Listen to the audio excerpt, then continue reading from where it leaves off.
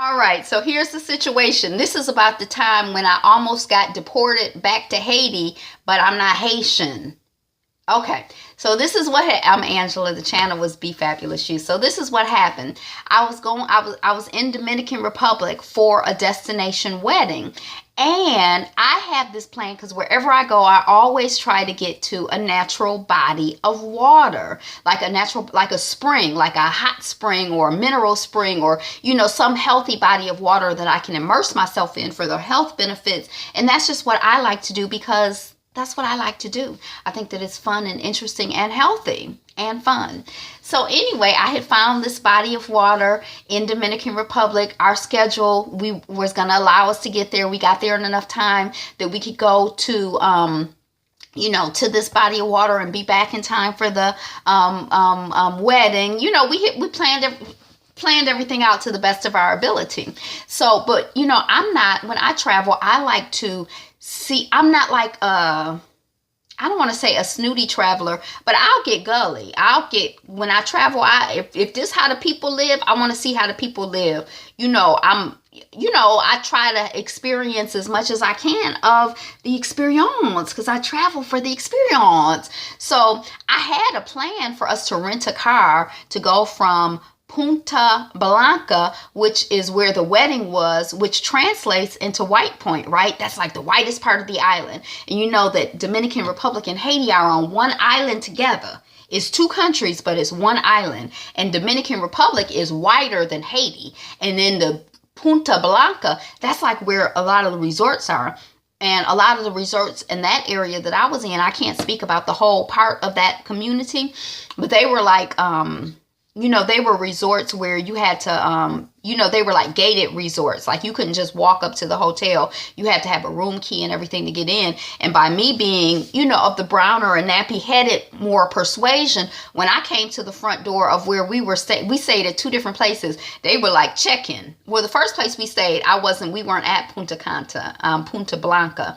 We might have been in Punta Cana. I don't know where we were. But then the second place we stayed, they were like checking. Like, what you trying? You trying to get in here, Negro? Go to the back door. That's how I felt about it. But anyway, so we went from Punta Blanca, from the White Point, to almost at Haiti. And Haiti is like the Black Point to me. I'm like, oh my gosh, this is so deep. So we made plans to travel from Punta Cana to the capital, Santo Domingo. And then from Santo Domingo, I think we were rent a car. We were gonna rent a car and go to this mineral springs and then come back.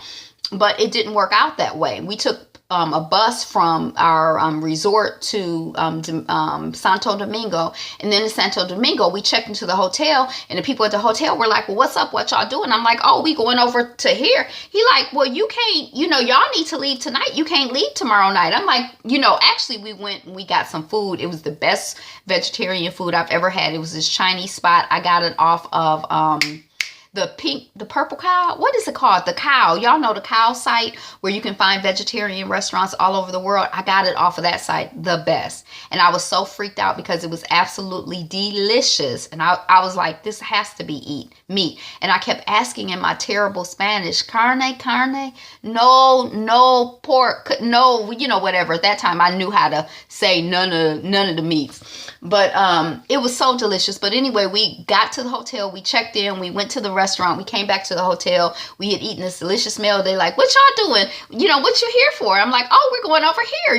Tomorrow. They like, you can't go tomorrow. You got to go tonight. I'm like, what you mean we got to go tonight? They like, you got to go like right now because traffic, this, that, da-da-da-da-da. If you don't get out of the city now, it's a wrap. You're not going to be able to make it. So we're like, oh my gosh, we can't even spend the night at the hotel. We've got to go. So we go.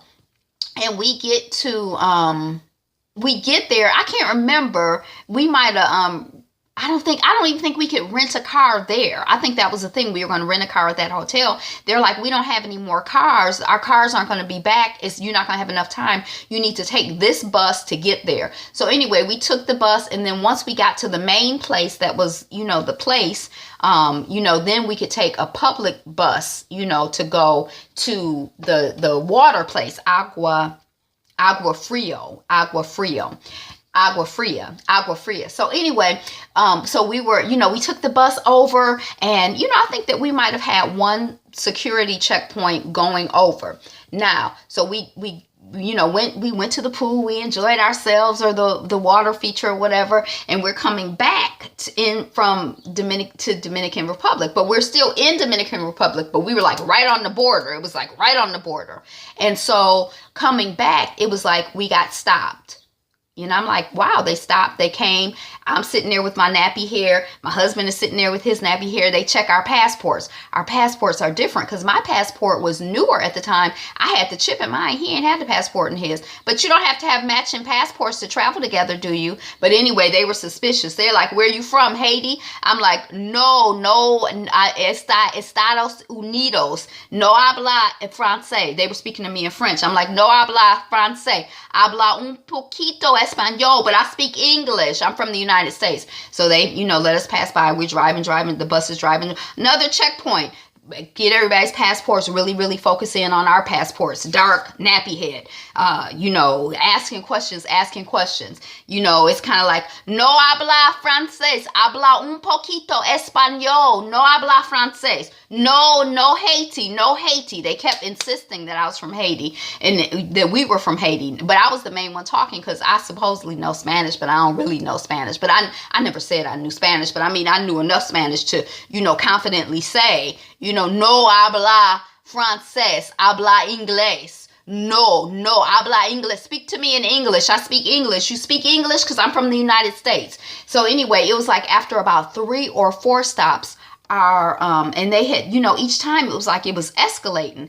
And I'm like, oh my gosh, they think, that we are from Haiti. And I did want to go to Haiti this trip, but I don't want to get deported to Haiti because I don't know. And whenever I travel, I'm never comfortable when somebody takes my passport. And that's what they do. They're like, they take your passport, they walk away, they have your passport in their hand, and you don't have your passport. So I'm like, they could throw it away, they could keep putting in their pocket, they could sell it and say, I didn't get your passport. Where you from Haiti? Go on back. So I was just like trying to stay calm, trying to stay relaxed, but it was like increasingly stressing me out. I was getting stressed out.